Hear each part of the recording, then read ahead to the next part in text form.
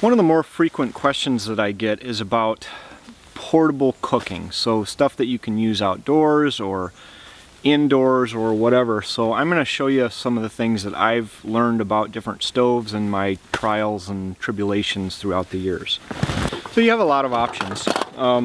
This is a very old design. I think it was the late 1800s. This is called a Svea 123. Was at one point, I understand, very popular with backpackers and mountaineers. Basically, it's a self-contained unit that the fuel is down in the bottom, and if I can take this apart without breaking it. So your fuel goes in here, and you've got a little key to control the flow. And it's basically, it burns, it says benzoline, petrol, essence, all these sorts of things. Basically Coleman fuel in here, and works like any of these stoves do. It comes with a little cup and a little handle for your cup for when you're cooking, so you don't burn yourself. Sets up real nice. Works pretty well. There are some more modern takes on this. Around the time of that stove, and in the age of exploration, there was another stove, similar idea with more fuel. Also, this is a lot heavier stove. It's called Optimus. Optimus Hiker Plus is this one. Basically same idea, although this one is pressurized. You pressurize this, and that makes it better at altitude. This stove was used on the Shackleton expeditions. They talk about this stove in the accounts of that expedition. Another stove that's the same sort of idea is this Coleman dual fuel. It's a Feather 442. This is a pressurized stove. And these I kind of put into the same class because they all have a self-contained storage, fuel storage option for you. All of these are bomb-proof stoves. This one I've had since like the mid-80s, I think, and it still works fantastic.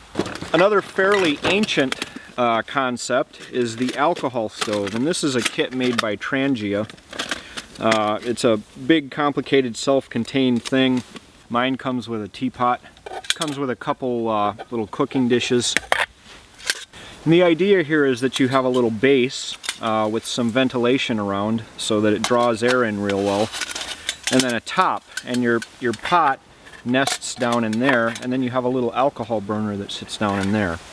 And this is the alcohol burner. It's a kind of a standard burner, a lot like you'd make if you were going to make like a penny stove or a pop can stove or even cat food can stove. Works very well. I've used this one quite a bit. And if you want to read some pretty interesting history, you can read about marine alcohol stoves. So on ships they used to use non-pressurized alcohol stoves much like this. I don't know if they still do though. I think they've mostly gone to propane, at least the vessels that I've been on. Now for fuel in an alcohol stove, you'll use something like denatured alcohol. Some people use Everclear, which sounds like a recipe for trouble. The other thing you can use that you find in almost any convenience store nowadays is liquid heat. So it's a pretty good stove that you can find fuel for pretty much everywhere, and it's a very much proven concept. Now we'll get to the more modern area, the stuff that I actually use a lot. I mean, I do use the Trangia, but mostly like in hotels. The problems I have with the Trangia are in conditions like this where it's colder, or I'm going to be needing to melt snow to get water, things like that. It just doesn't do as well heat-wise as some of the other options. Now let's look what's in my personal, like, this is my go-to kit for just about everything. So this is a Moore's pot. I've found that this is pretty much an ideal pot because I can hang it over a fire. It's got these little bales. It's got a little spout here.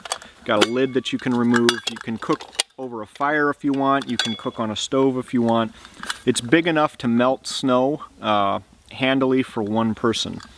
So inside here, I always carry with me a sponge to clean the thing out, some soap, camp soap, and then Right now I've got this cup in here because most of the time I want some coffee or something, I like to drink out of this cup. Now you can cook over a fire in this cup because I've got fiberglass stuff wound in spots where it's going to be hot when you touch it.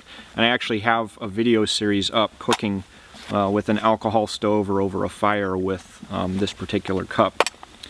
And I have a Snow Peak spork that I stepped on barefoot in the middle of nowhere in the desert, and so I kept it. It's been a real good fork. I like to sweeten up my water. It's a weakness, but I like this Mio stuff. And then I have an MSR stove. This is, I think it's a little bit older model. There's supposed to be a center thing on here. This thing, it's like some sort of a diffuser, but mine fell off and I can't get it to reattach. It doesn't seem to affect the performance at all. I don't even know why I kept it. I think the modern name for this, I just looked on the website, is Pocket Rocket, and I like this a lot for hotels and other things like that. Even comes with a little handy spark lighter to light your stove. Now that kind of a stove uses these compressed gas cylinders to burn. Now this is good when it's not too cold out or when you're not at altitude.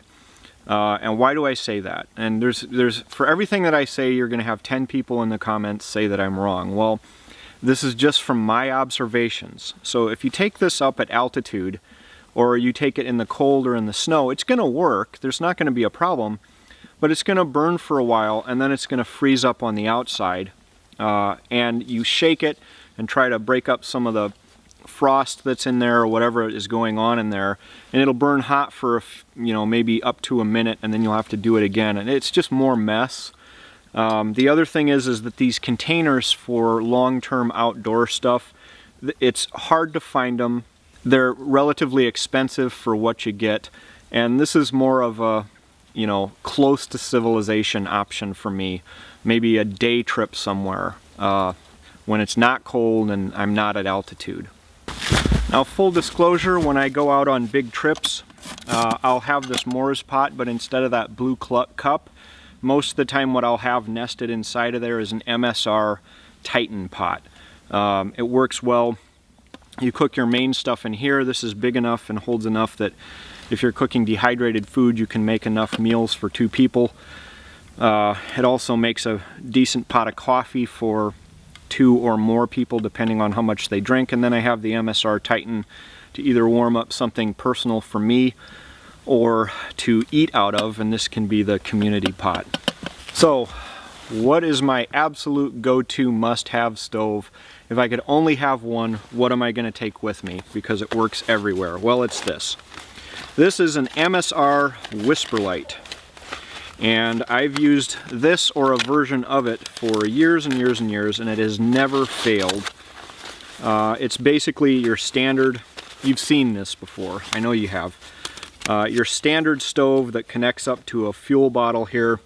Then you've got a windscreen that you put around it that increases the efficiency of the cooking and then also shields it from wind.